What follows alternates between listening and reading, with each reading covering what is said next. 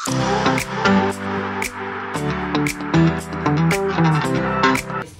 Magbalik tanaw lang po tayo dun sa nakaraang turo po. Sino po nakakaalala ng tinuro ko last week po?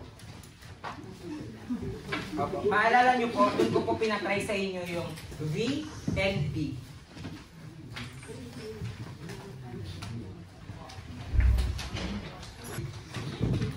Meron po tayong verb na buwan. Ganito pa.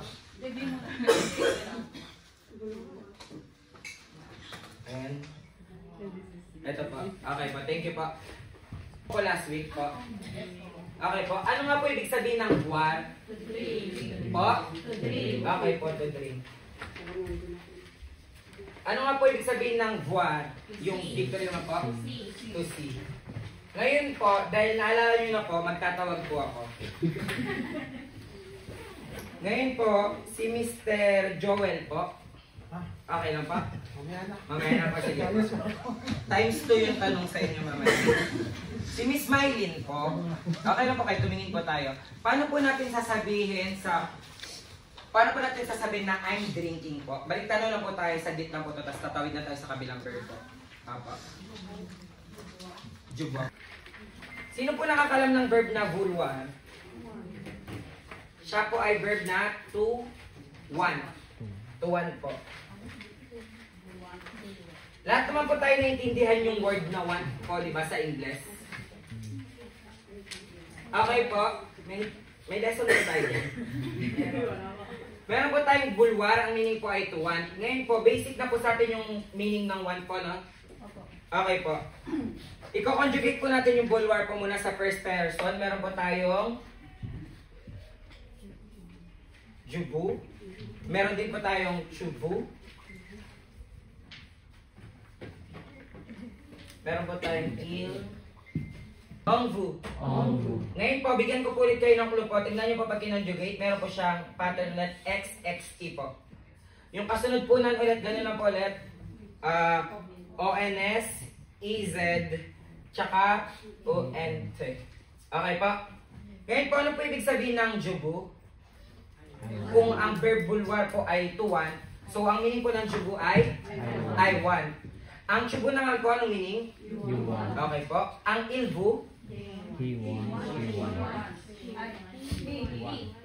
Lalaki po muna tayo. He won. Ilbu. Opo. Ano po ang hiwan sa French po? Ilbu.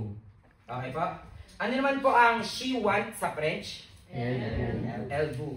Ano naman po ang we want sa French? Ongbu. Okay po? Okay po, malinaw po dito sa tatlong to. Matulin po ba? O okay lang po? Okay lang po, no? Kasi madali naman po yung want naman po, di ba? Ngayon po, paano naman po natin sasabihin pa yung we want sa isang paraan po? Meron pa po tayo? Nu vulo. Okay po, meron po tayong nu. Ano?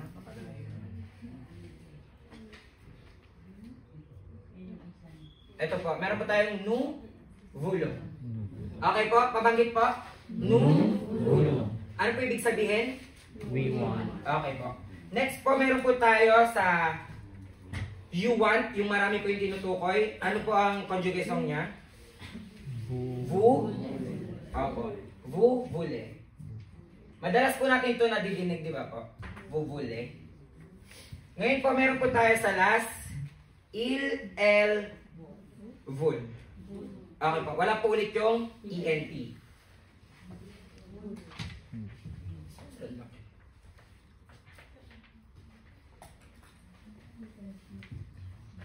Okay po. Il, vul, el, vul. Pabasa po muna tayo mula sa nu.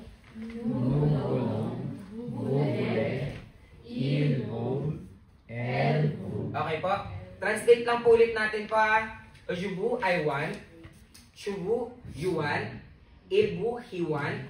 Elbu, she want. Ongbu, we want. Nuvulong, we want. Vuvule, pwedeng isang tao lang po ulit yung kinakausap nyo, ginagalang nyo. Pwede rin pong marami. Vuvule. Ngayon po, ilvul, pwedeng maraming lalaki lang po tinutukoy nyo o pwedeng babae at lalaki ang tinutukoy nyo. Ngayon po, elvul, puro babae lang po ang tinutukoy nyo. Okay po? Okay po tayo. Naintindihan po natin dyan? Okay po? Sige po, magtawag po kung totoo. Day 1, puro babae lang po yung tinutukoy ko. Elbow. Ito po. Okay po, thank you po. Tama po. Palakpakan naman po natin si Miss President. Okay po.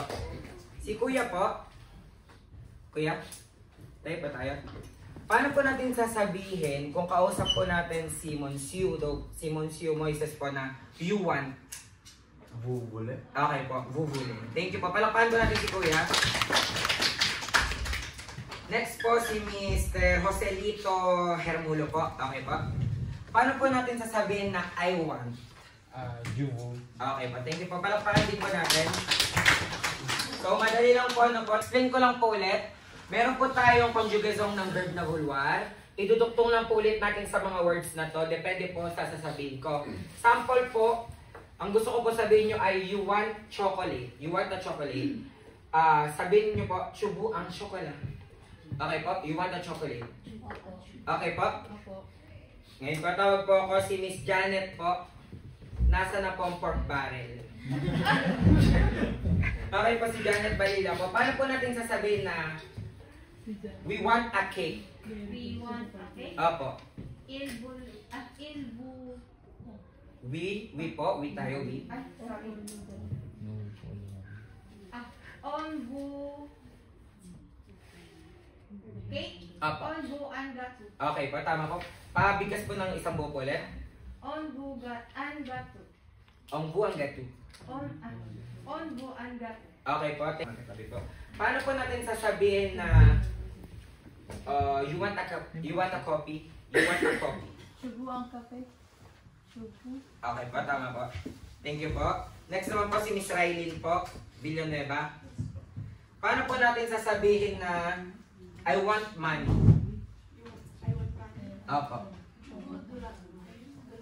Opo. Jubu? Dolar. Okay po, thank you po. Next naman po si Miss Rochelle Shababa. Okay po.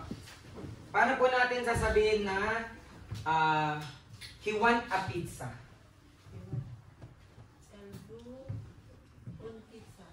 Ilbu on pizza. Okay po, thank you po. Next po si Ninang po ng bayan.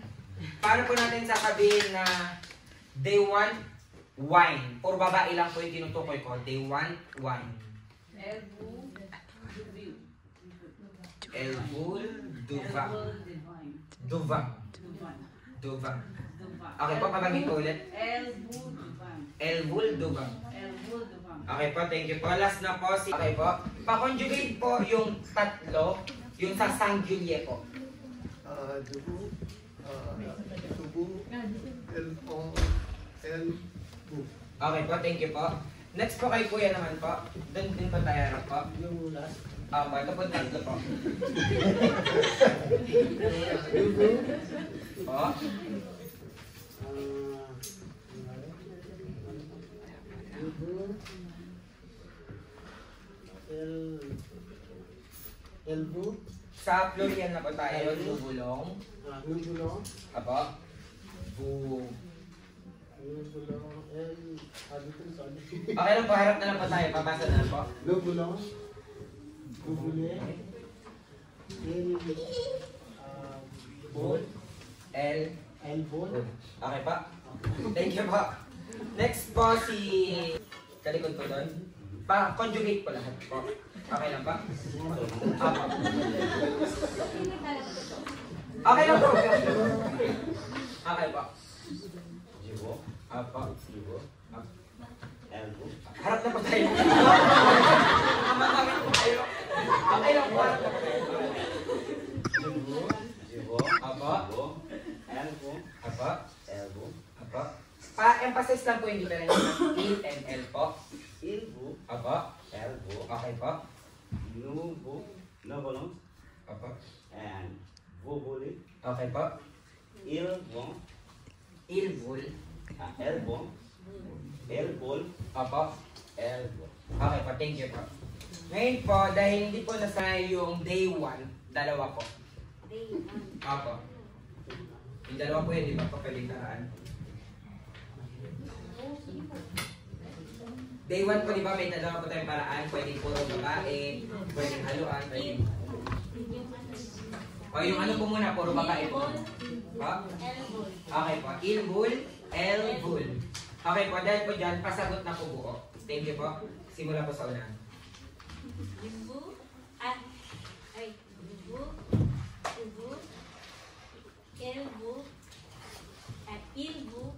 elbu, ongu, nubulong, bubule, ilbol, elbul. O, palakpakan naman po natin si ate. O, sige, sulat ko po muna, Rogan. Opo. Ganun po talaga nakalimutan natin. Ngayon po, gusto ko po sabihin niyo na, she want to watch. She want to watch. Okay. Elbu, regarding. Okay po. Tayo, na pa po tayo tapos? Ay, nang mabigat po. Tulungan po natin si ate ko. El burro garde. Ang gusto ko po sabihin nyo, she want to watch that the television. Alam niyo po yung paano i-French yan? Kunyari pa. Elbu, regarding. Continue. La tele. La tele. Ayun po. Okay po. Okay po. Pabagit ulit. Jubu. Elbu. Elbu, regarding. La tele. La tele. Thank you po. Palakpakan naman po natin si ate. Yung ano po ang French ng to eat? Manger. Pa? Manger. Manger. Okay po. Eh, paano po natin sasabihin na you want to eat? Too much. Po? You want po muna. You want. Connect po yung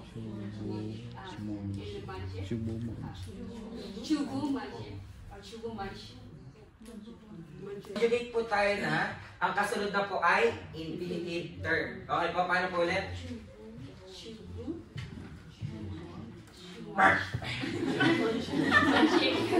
Ito po. May aso para doon. Ito po, shubu. Okay, ano pong meaning sa English? I want to eat. Ay, bago na. Shubu, monje, you want to eat me.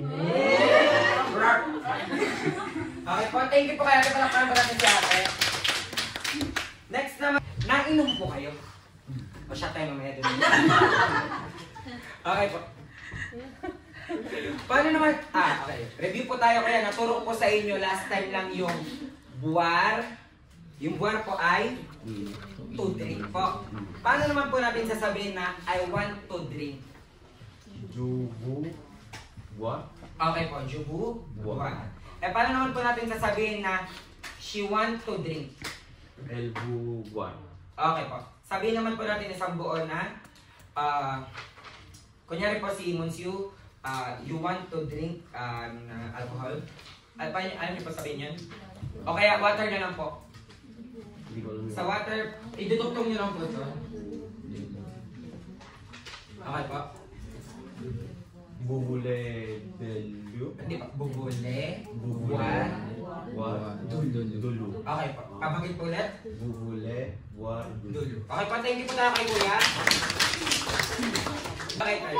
Paano po natin sa French po, ano po ang verb na to sing sa French?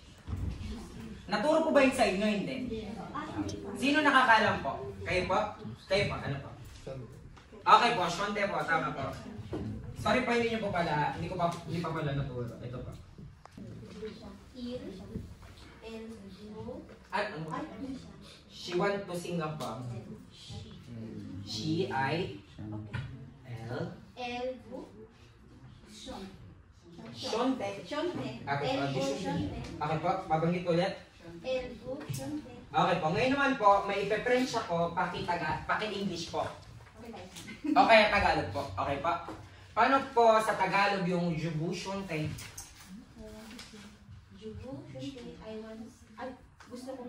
Sample pa, no? Okay po. Bigyan po natin kayo ng highlight po. Okay na po. Sabi niyo po eh. Okay po. Sige po. Sige po. Ano pa kanta ng... Sige po. Para pampabuhay lang po. Ano po. Shonte po, hindi po tutula. Kahit pa po yung sabi. Okay na po. Kahit ano po. So, yun.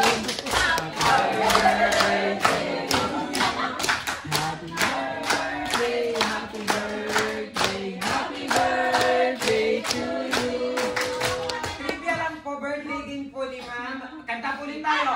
Happy birthday to you. Happy birthday to you. Happy birthday, happy birthday, happy birthday to you. Thank you. Okay na. Sumayaw. Si ate po. Tayo po ate. Tayo po tayo. Duling ba ako, te? Si ano po? Hindi ako marunong sumayaw. Ay, mamaya. Magugustuhin mo, te. Okay, te. Paano natin sasabihin na they want to dance? Okay, naturo na po ba yung dance sa inyo? Hindi pa. Mamaya pa yung step. Tuturo ko sa amin. Ito pa, meron pa. Ano ba? Ano ba? Oh, dance. Ito po. To dance po meaning nito. Okay po. Okay na tayo? Paano po natin sasabihin na they want to dance? Puro lalaki lang po yung gusto magsayaw.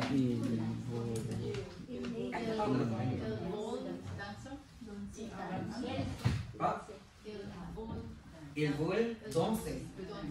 Okay, paano po yung sa English or Tagalog? Okay po. Ngayon naman po, pa-translate din po nito sasabihin ko po. Ang gusto ko po sa French ay je vous danse. Ano po yung sa English or sa Tagalog? Okay po, pag-ibig po natin. Ay, ate, nagsama ko si ate. Dapat ganun lang po. Okay na po. Sino naman po yung gusto ng lumabas? May gusto ng lumabas? May pagkain doon. Ano po yung to go out sa French? Naturo na po yun. At sabi kong ale? To go po yun, yung ano. Ale.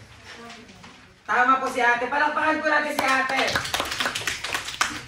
May medal sa graduation din. Totoo yun. Nabibenta. Meron pa tayong score. Okay po. Ngayon naman po, si ate naman po. Paano naman po natin sasabihin na hindi ko po kayo pwede pag-sample, baka matanggal ako. Kasi I want to go out na. Paano po natin sabihin na ay, nahirapan na rin ako. Paano natin sabihin na ano? You want to go out? We. Okay pa tayo, pabigat po ate. Lamang po ba yung kaliwa? Lamang yung kaliwa? Tayo po tayo. Paano po natin sabihin yung you want to go out? Je vous sortir. You want po. You You want is to go sortir. Okay po, last na po. Paano po natin sasabihin na I want to go out right now? Parang gano'n. Je vous sortir maintenant. No?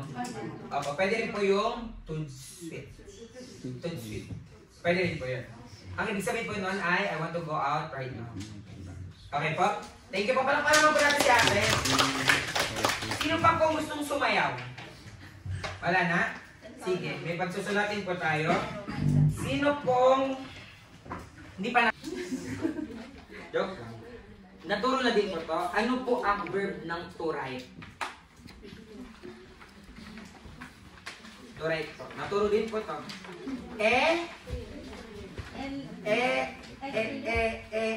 Sayaw pa yun. Po, tapos na po yun yung eclipse.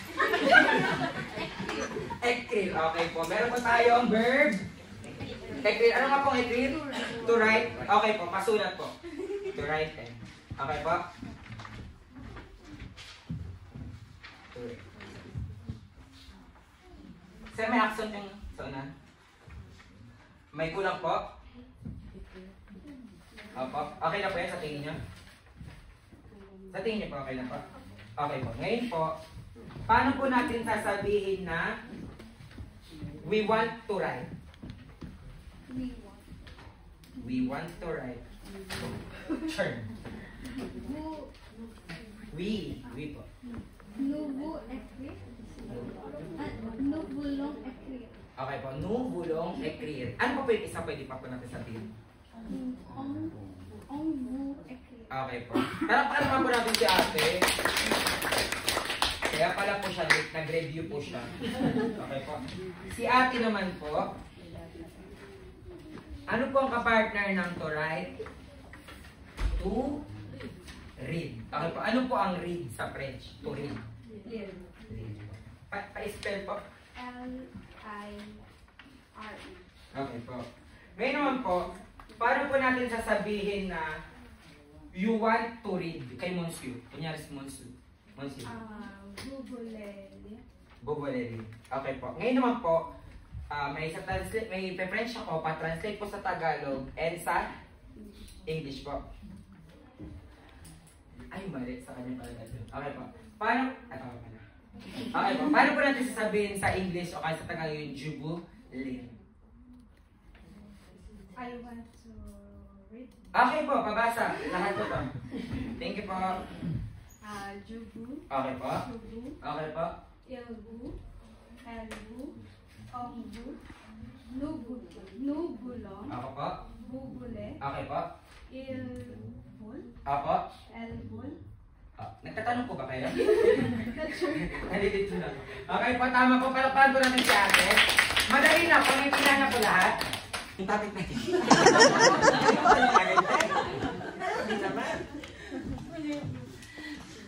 Je veux. Jubu. Je veux. Apa. Je veux. Apa. Elle vous. Apa. Elle vous. Pa-emphasize po yung pinagkaiba ng Ah, E and N. Il vous. Elle vous. On vous. Nous voulons. Apa. Vous voulez. Okay po. Elle vole. Elle vole. Il May narinig ko. Il vole. Okay. Elle vole. Okay po.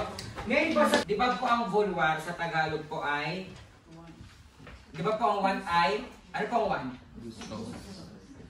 Ang totoong malalim na term po ng want ay nais. Ngayon po, sa Pilipinas po, hindi po kasi natin madalas ginagamit yung nais, masyado pong makata, parang nais kong bumili ng yelo. Di ba po, hindi naman ganun.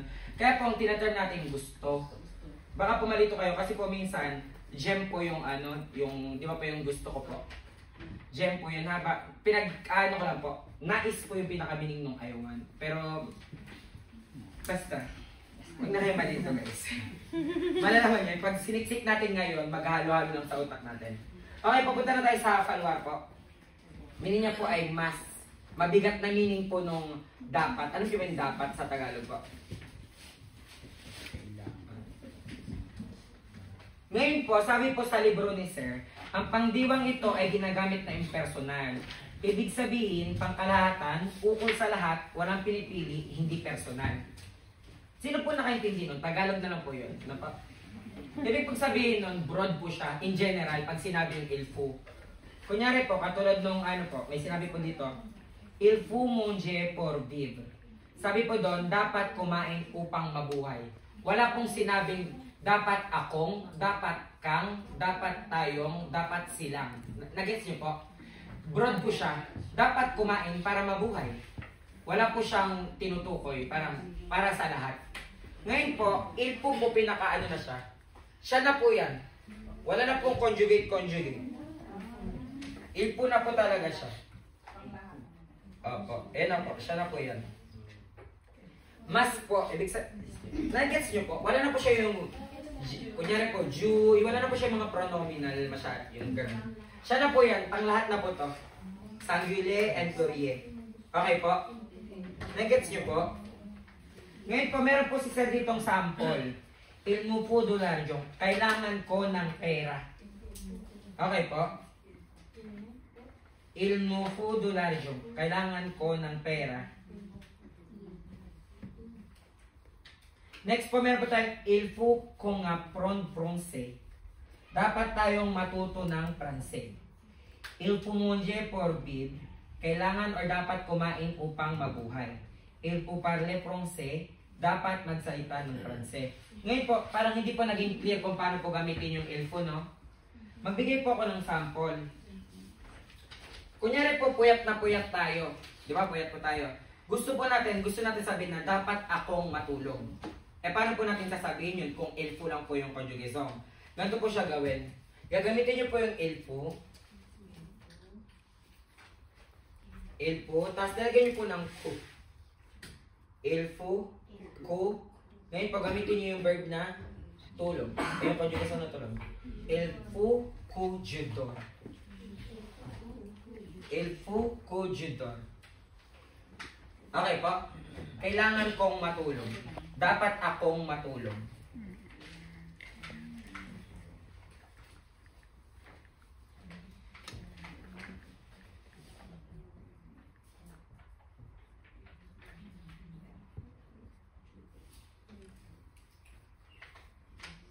Okay na po. Il faut que je dorme. Ngayon naman po, paano naman po pag gutom na gutom tayo? Gusto natin sabihin, dapat tayong kumain. Tayong. So, ang gagamitin po ulit natin ay il faut po ulit. Il faut ku kung il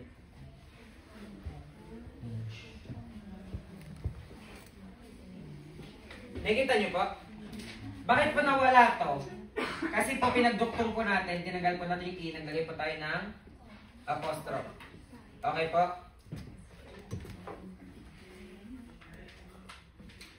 Nagagets nyo na po paano gawin?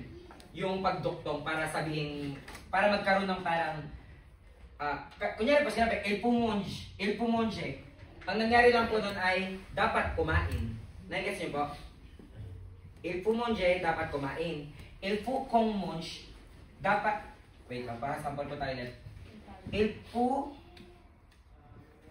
hirap yan. Ito po, dapat kumain. Kung gusto naman po natin sabihin, dapat akong kumain. Il faut que je mange. Okay po, nag-gets nyo po yun? Nag-gets nyo po? Yung totoo po. Sige po, sample po tayo. Buntang tayo. Si Miss Creliza po. Sino po si Miss Creliza? Okay po. Ngayon po ate, paano po natin, di ba po nasa France tayo? So ano po dapat natin matutunan dito? Dapat po tayong matuto ng French. So paano po natin sasabihin na dapat, ito naman po, dapat kayong matuto ng French. Ng French language. Il faut, magsimula po muna tayo sa il faut. Ku, kayo po kasi po kayo. Ku. Paano po sabihin sa conjugaison yung you're learning. Ganun. Di ba po, apron po yung ano? So, pag conjugate po natin siya sa vous approne. Okay po, vous approne. Vous approne. Il faut, vous apprenez. Elle doit, she need, on doit, we need, nous devons, we need, vous devez, Devez, oui. Devez. Vous devez. Devez. Vous devez. You need po, isang tao or marami kayo po kayo. Elle doivent. They need. Okay po. Meron po tayo kanya sinabing they need money. Ils doivent de l'argent. Okay po. Mas madali po siya gamitin kaysa po sa elle po, no? Kasi sa elle po may paganto pa po tayo. Di ba po? So, kung gagamitin nyo po to, kung gagamitin nyo po yung need, gamitin nyo na lang po yung devoir. Paano po natin sabihin, I need to drink?